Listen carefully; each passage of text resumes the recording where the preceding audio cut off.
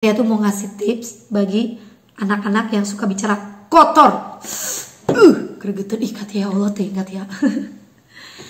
Nih, bicara kotoran tuh kayak bahasa binatang. Ini bicara kotornya nggak hanya masalah binatang aja ya. Binatang, udah gitu ya. Assalamualaikum sahabat Quran. Assalamualaikum sahabat Quran.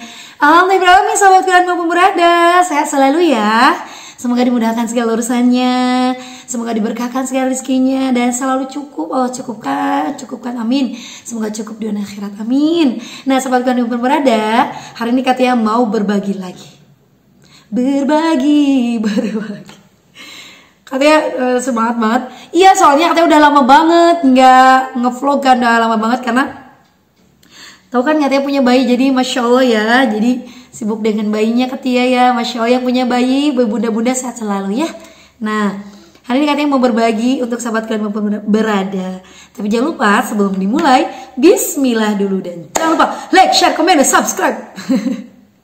Terima kasih banyak yang sudah subscribe, masya Allah. Go 100.000, masya Allah. Ih, masya Allah. Nggak nyangka Katia mah, udah nggak nyangka,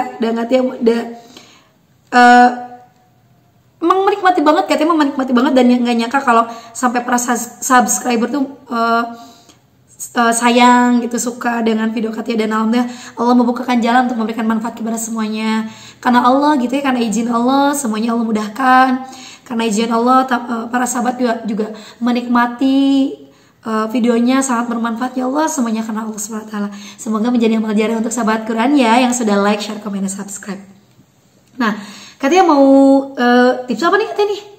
Katia tuh mau ngasih tips bagi anak-anak yang suka bicara kotor. Gregetan ih Katia, ya Allah teh Katia.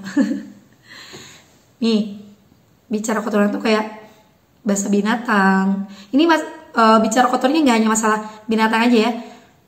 Binatang, udah gitu yang jorok-jorok gitu, terus suka manggil orang dengan sebutan maksudnya gitu atau pokoknya banyak lah anak-anak. Apalagi zaman sekarang tuh masya Allah ya, aduh ya Allah, kita tuh harus bener-bener kreatif banget. Selain sabar, niat, luruskan lagi niatnya dan minta bantuan pada Allah sebanyak-banyaknya. Itu kita dituntut juga kreativitas.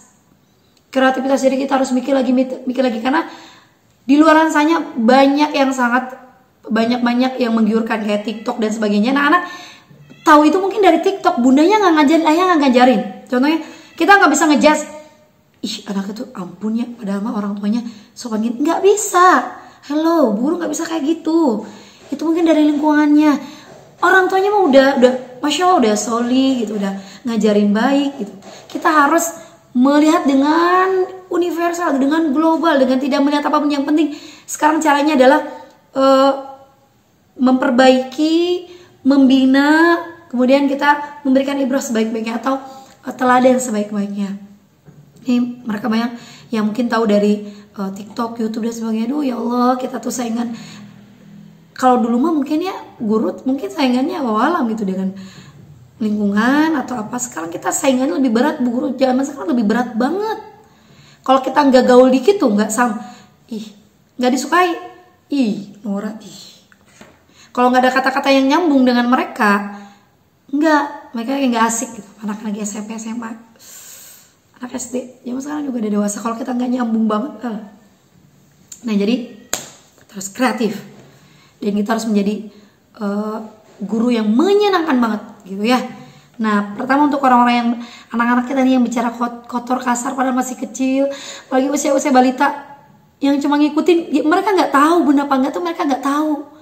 Teman-teman mereka nggak tahu. Contoh ini anak saya juga ya, dia anak yang usia balita 3 tahun. Contoh manggil babi. Ya menurut dia itu babi, kenapa harus kamu dusun gitu. Padahal mungkin dia pas lihat emang ada gambar itu di pingpong ya tentunya, atau di gambar-gambar lain, atau di Cocomelon ya kesenangan mereka lah. Emang ada hewan itu gitu ya. Jadi pertama nih untuk teman-teman nih harus ada sebelumnya ya, sebelum kita bagaimana tips mengajarkan atau gitu ya. Tipsnya menghadapi anak-anak yang bicara kotor tuh sebelumnya harus diajarkan dulu gitu ya. Diajarkan dulu bahwa mereka itu nggak tahu ini benar apa enggaknya.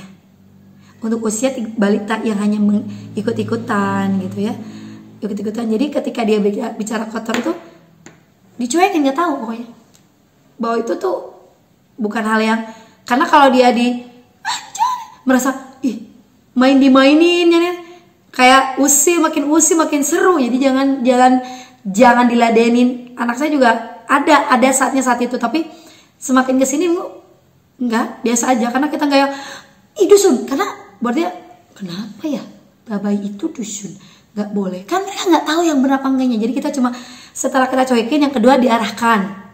Jadi kalau agar anak kita nggak bicara kotor tuh diarahkan. Jadi kalau dia ngomong babai, yang lain aku juga buaya, aku apa gitu ya gitu. Nah tapi gimana Katia ini yang udah bicara kasar kotor gitu Katia? Pertama kita harus sudah harus joinan sama dia bicara kasar. Oke, Bu Guru dua kali ngomong itu di teman-temannya. Kamu Bu Guru nggak akan dikasih ini, mamanya dia nggak suka ini. Kalau dia sukanya balok, mamain apa?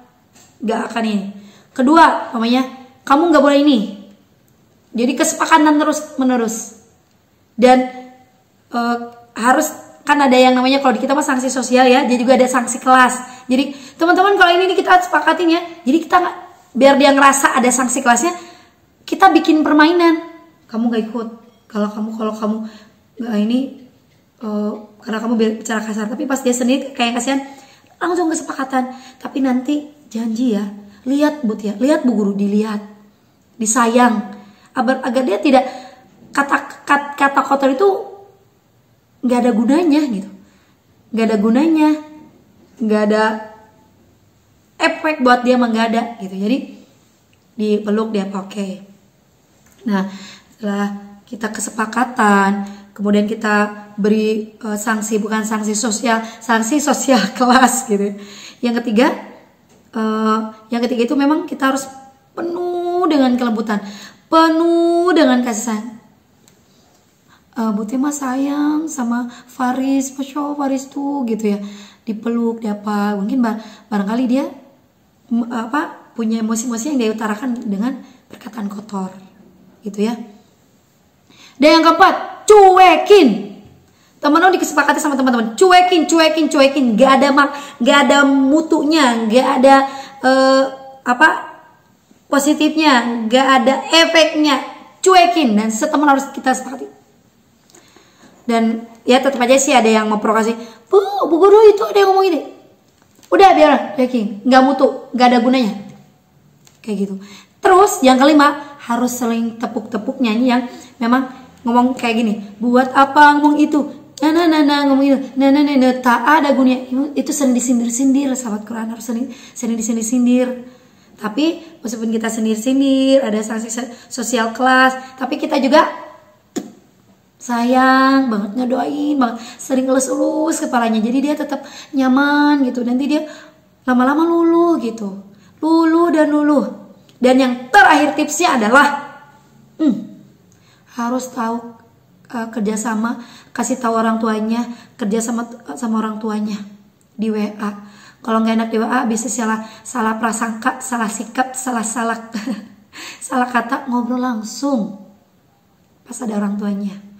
Gimana ya Bu Guru, kita Bunda kita ini yuk, ikhtiar yuk, kita bareng-bareng. Ini saya di sekolah ini gini, yang penting di rumah Ibu gini, Bu Guru Bunda begini, kasih semangat, ini gini. Itu jangan terlalu di press gitu loh, kayak gitu ya sahabat dari Bunda ya. Semoga nanti ada part-part yang lainnya, silahkan maksimalkan, aplikasikan dan diamalkan. Insya Allah semoga kita bertemu lagi di lain waktu di video selanjutnya.